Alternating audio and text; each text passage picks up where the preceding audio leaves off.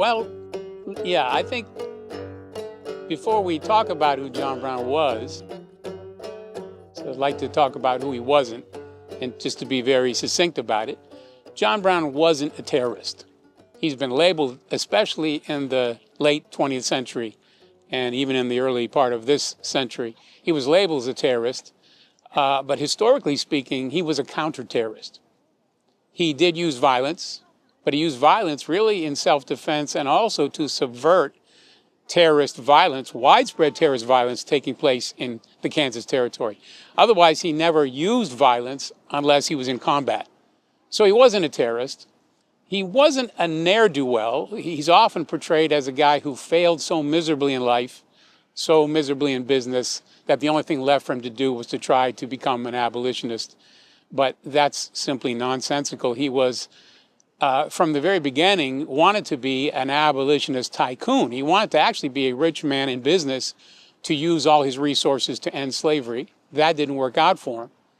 But it was really the circumstances of history that drove him more to active abolitionism. And so in his life, he did have business downturns. He did fail in business, but so did a lot of people. There was no national bank. Jackson had destroyed the national bank. There wasn't a uniform economic situation in that part of the century. And there were not modern day economic safety nets like limited liability corporations. So he failed in business.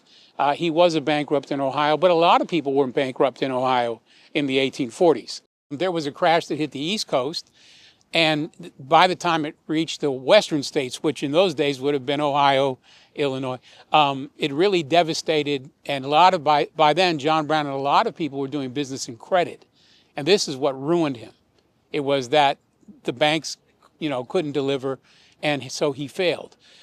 Historians have acted as if John Brown was the only one who failed in business and he was just miserably a failure. The truth is that he'd recovered, and by the late 1840s, he was very sought after as a specialist in fine sheep and wool.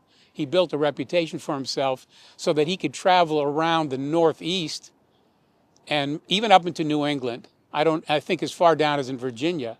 And he could even write certificates of quality regarding sheep, flocks of sheep.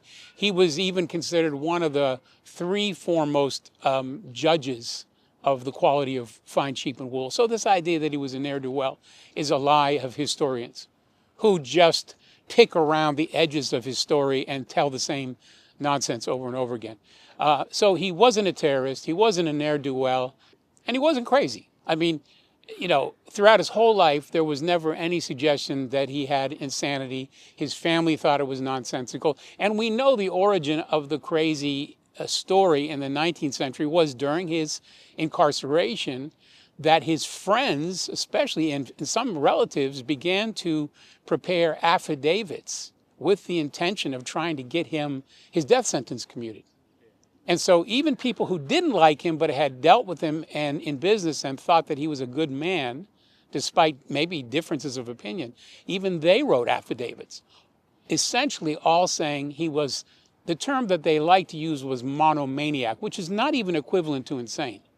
But in the middle of the 20th century, the Lincoln historians who were hostile to Brown, as well as Civil War historians who know next to nothing about John Brown, and who essentially were status quo lost cause people who were protecting the integrity of the South, they all ganged up on John Brown, and the insanity issue was one of the favorite points of attack in the middle of the 20th century.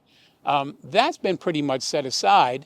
We know now that there's just no substance to it, and yet there are still plenty of people, because it's trickled down into the broad culture, particularly among white people, who will continually talk about John Brown being crazy. And I think that's really, as a moral compass, it says a lot really negative about white society, because they wouldn't say that if you were talking about a white guy who went over to Germany, World War II, to fight the Nazis.